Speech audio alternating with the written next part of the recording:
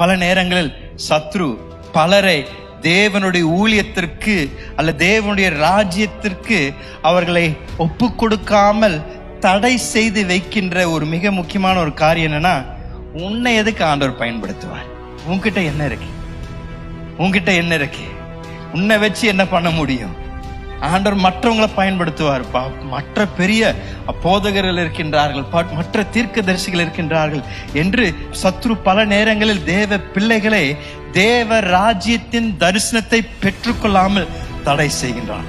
இன்றைக்கு உங்களை பார்த்து சொல்கின்றேன், இயேசுவின் ரத்தத்தால் கழுவப்பட்ட ஒவ்வொரு தேவ பிள்ளைக்கும் தேவன் ஒரு தெய்வீக தரிசனத்தை வைத்திருக்கின்றார்.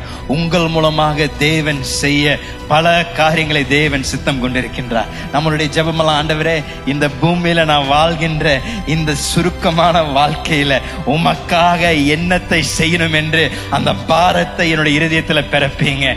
என்னுடைய துடிதுடிப்பு உம்முடைய ராஜ்யத்திற்காக இருப்பதாக, என்னுடைய செயல் உம்முடைய ராஜ்யத்திற்காக இருப்பதாக, என்னுடைய ரத்தமும் என்னுடைய வேர்வையும் உம்முடைய ராஜ்யத்திற்காக செலவு செய்ய எனக்கு அந்த கிருபையை தாங்க என்று ஒவ்வொரு விசுவாசியும் ஜெபிப்பது அவசியம்.